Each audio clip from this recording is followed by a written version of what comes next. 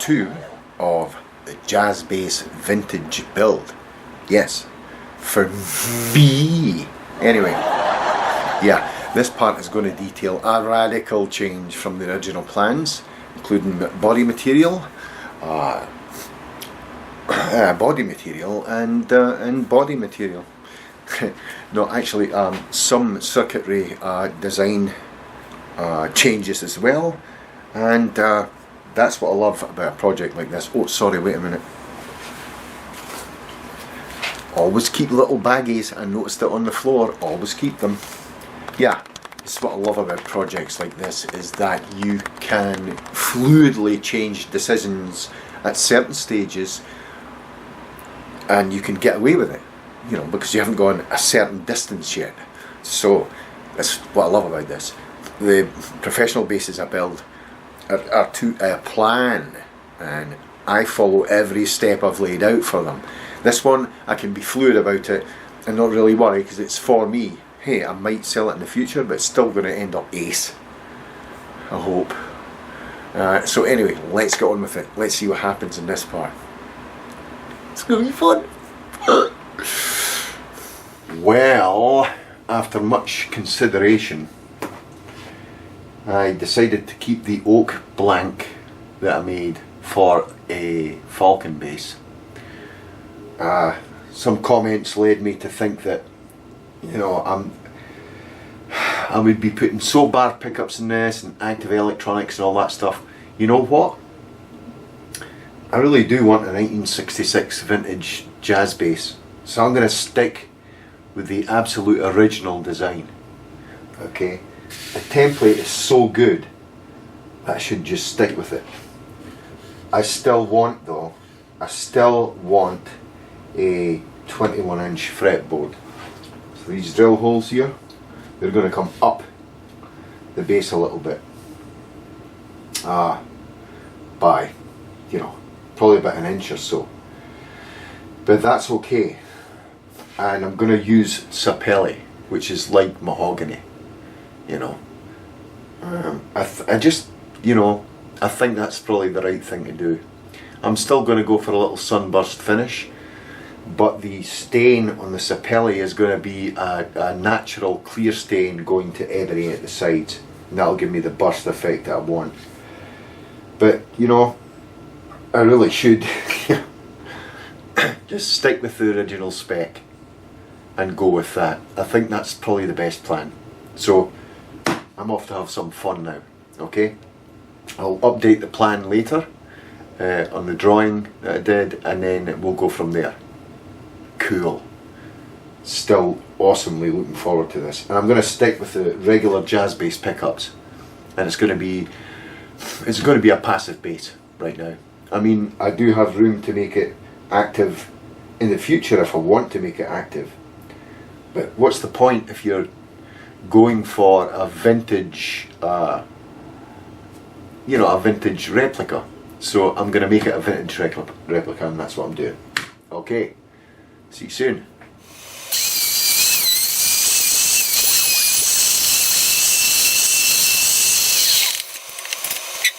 Okay, so after about 20 minutes of drilling and routing, we have all the routes done, all of them.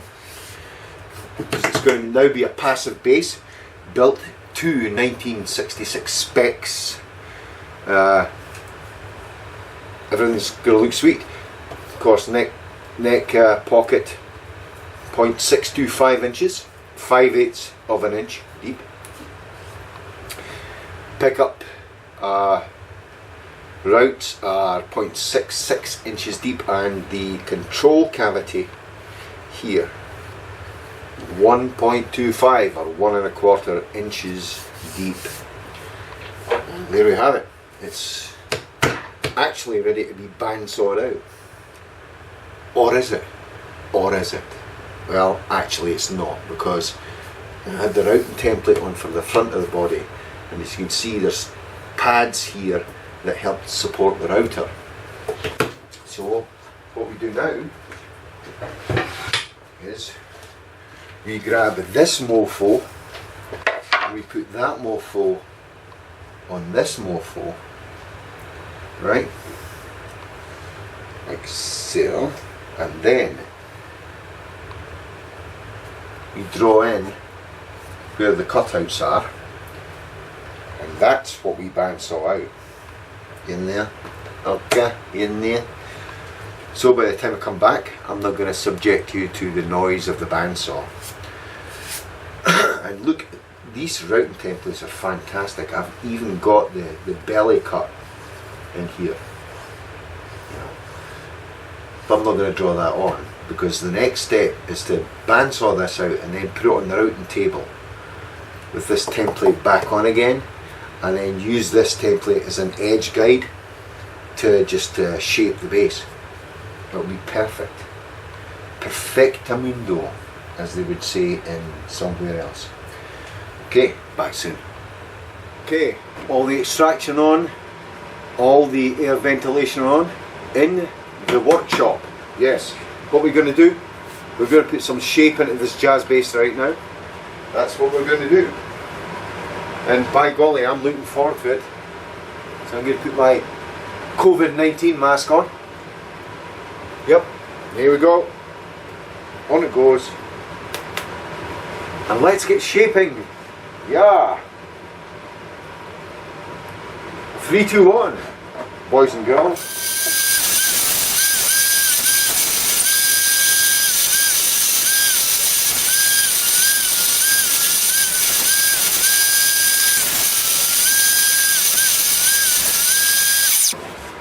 So as you can see, the belt sander here, the reciprocating belt sander, makes a freaking great job of shaping a bass, right?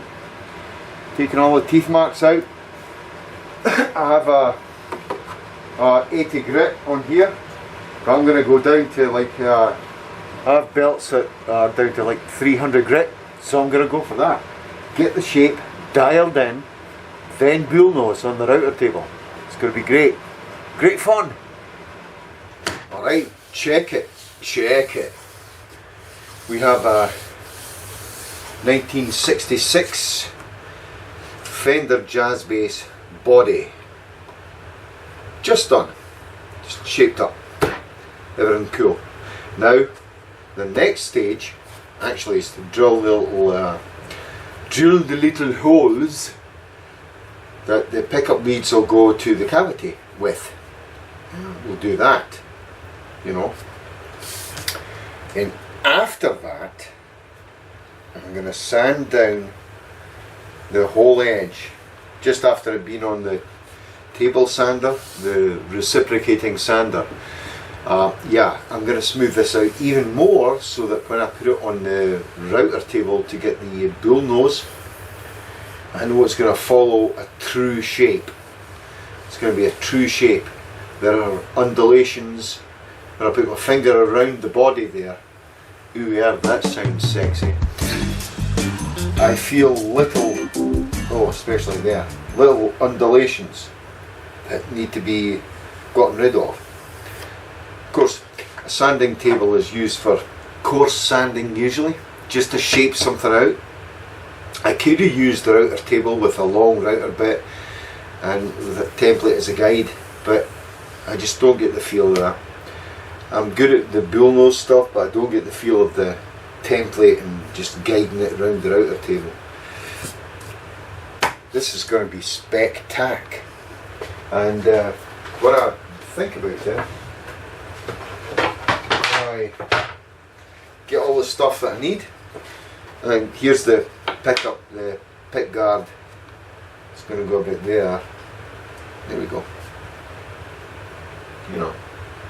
There it goes, in there, nice, picky wicky, it goes about there, okay, and then, of course, what would a Fender Jazz Bass be without one of these, right? So, that'll go there, see that, right in there. So, as you can see, it's starting to look a lot like jazz bass. Yes, which is thrilling to me. I love the 1966 model. It's fantastical. and you can see pick up, pick up, pick up. Oh, oh, oh, oh, everything's going to be fantastic. So that's the benefit of a great template. Okay, so let's go on with it. Okay, next thing, like I said, get this thing buffed out, nicely shaped. Of course, what I'm doing with the pick guard, I'm still sticking to the original plan, which was to make this out of a walnut veneer, and then just put screws in it so it looks like a pick guard, but it's not really. It's a veneer, okay? Or I might just actually, oh, there's a good idea. I'll make a pick guard and veneer it. Or will I? I don't know. I'll have to see. Anyway, awesome. Well everyone, as you can see, I'm pretty far ahead with this. Wasn't able to film some of it because of technical difficulties. Broken camera, in other words. But what I did do in the meantime was I was able to route out the sapelli body, get it all bullnose shaped, sanded and stained actually, and you can see it's got a little tobacco burst going on there. With the stain, I just used a natural clear stain to bring out the grain in the sapelli all over. Then I took some ebony stain and I did the edges and the sides, and I let it intentionally overrun. Then I took one of these and just blended it in, just like Bob Ross would do, or Rob Boss, sorry, and blended it like that so that it just faded into the body, and I got a beautiful little tobacco burst going on. Next thing I did was to make a pick guard, and here's the pick guard I made. Whoa, how did you do that? Well, very simple. When you have a template and a little routing table, you stick the pick guard material to the template, sure it's the right way up. First of all, you take the outline and roughly bandsaw out the plastic, roughly. Then, while it's still there, you put it on the routing table and you just like that, you know, complete with sound effects of course. And then you have the shape. You just have a straight routing bit with a top ball bearing on it and use the template as a guide. Same for the pickup cavity cut out there, and you drill a hole in it, then put it on the routing table and do the same thing. Just let the straight cut routing bit do the trick, let the ball bearing guide run on the template, and you can't go wrong, really. You really can't, and you get a perfect pick guard. Takes about what, 10 minutes to make, 15 minutes on the routing table. The key is having the excellent template though, which is fantastic. So this is all stained now. What I want to do now, and it is dry, is I put a very slight sanding sealer coat on it first, then stained it. This is dry. Now again I have to put some sanding sealer on it. It's going to be 4 coats this time. This is crystal lac sanding sealer. I didn't mean to get some on there right now, but apparently I did, but that's okay because I'm going to coat it anyway. Just rub that in a bit. Duh. Okay, that wasn't the way I was going to do it. So this is crystal lac sanding sealer.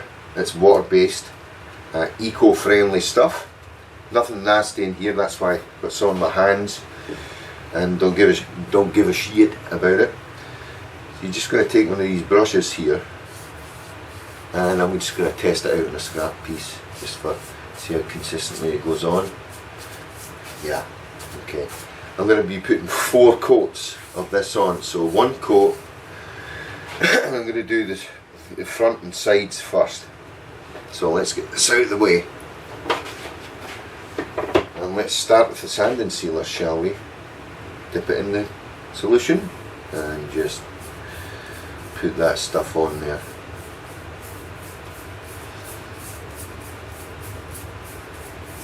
Now, using the foam brush, you get a much more sort of consistent layer than a what do you call it, brush? A bristle brush, I would say. Yeah.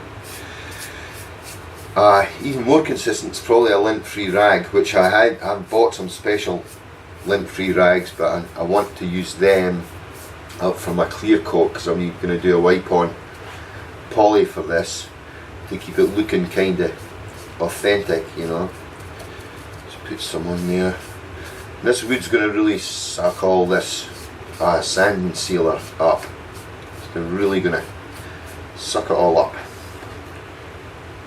As you can see, it's already sucking the sanding sealer in. So I'm just going to sort of douse this on. You have a little while to work this, maybe about 5-10 minutes, not even that actually, before having to, you know, sand it. So when you're working it, make sure it's on really even as you can get it, you know. Don't worry about it. We are going to be sanding it after 4 coats, but it's just going to be an extremely light scuff sand. Just any wood grain fibres that have raised up, that's what we're going to be just scuffing down. So we're just going to get that on there. It says it's got an amber tone to it, which is okay. Really, it's a little clearer than I thought it would be. But that's okay, the wood's dark enough for me. This is sort of the colour I want it. And the little tobacco burst going on is not overstated. I want it to be an understated tobacco burst, and I think I got that just fine. I'm waiting on some of the other vintage parts coming in for the base, so well, this dries, you know, by the time this is dry the stuff will be in. But this stuff, you know, dries within 30 minutes to an hour and is ready for a second coat in about an hour to 2 hours, so it's not bad. Right, I'm going to go ahead and do the sides now, and then do all 4 coats on all surfaces, and we'll come back and we'll scuff sand it, okay? Cool. Catch you. Okay, what's done now is all the sanding sealer was put on, all 4 coats. It was left a day to dry, and then I scuff sanded it with 800 grit. I managed to get a really good smooth sanding sealer coat down, so I just only needed to use 800 grit, whereas most likely you'd use 400. Okay, and now it's the wipe on poly time, and I've got 2 coats of wipe on poly on it, and it's dry. Now I could stop there actually, I mean it's looking absolutely spectacular, but I want to build up the coats of wipe on poly to get that vintage look, and then rub down and buff and polish from there. Some exciting stuff though. The new parts came in. Vintage pickup covers,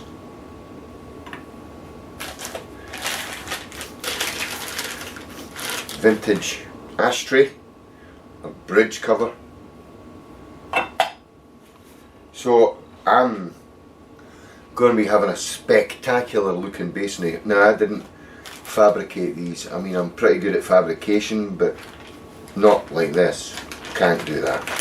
I'm sorry, I can't. I know people who can do this by hand. I can't.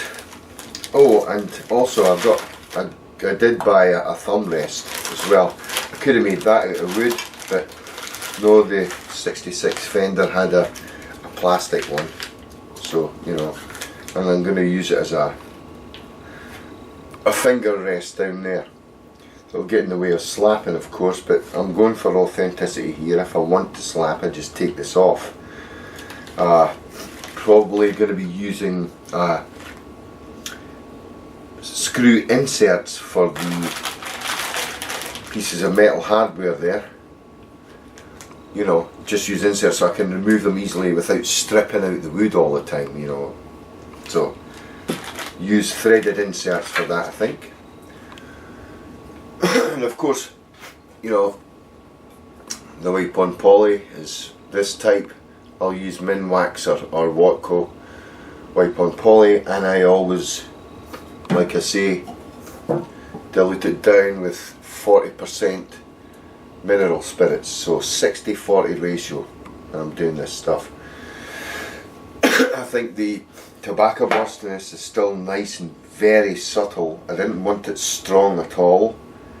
It's beautifully subtle, and this is ready for another 2 or 3 coats today.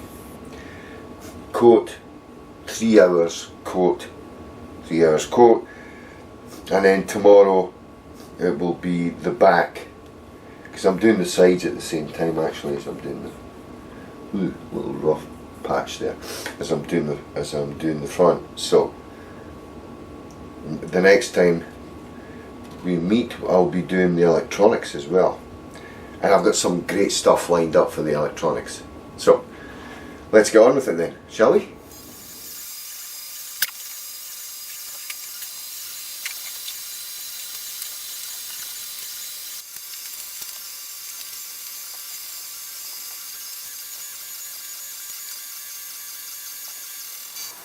Well,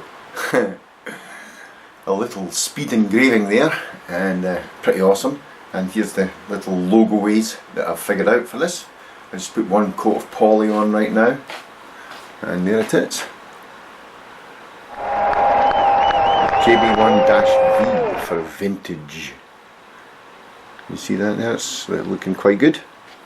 So that's the headstock kind of done. Another 3 or 4 coats of poly on the headstock. Polly wants a pizza. Polly wants a And pizza. we'll be good to go. We'll be good to install the hardware on the headstock. It's very, very good. Very good. So, haha! Gonna be fun. Still waiting for the front of the body, and front and the sides of the body to dry, and then we'll go and do the back, and then we'll start assembly after that. Oh, it's gonna be awesome. Looking forward to this. Well, thanks for joining me for part 2. That was a lot of fun, wasn't it? Yes, it was. Yes, it was, Gary. Yes, yes. Awesome. So, part 3 is going to be detailing a lot more than that. Let me tell you. Actually, I'm filming this outro to part 2, and there's a tropical storm coming, possibly a hurricane. So I've got that and COVID to deal with.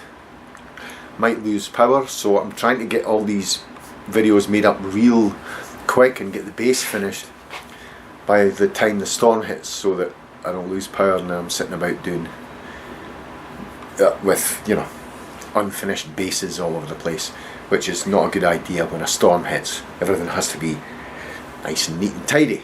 So again, hope you enjoyed this part. Stay safe, everyone, and see you in the next part. Have a great time. See you soon. Bye bye.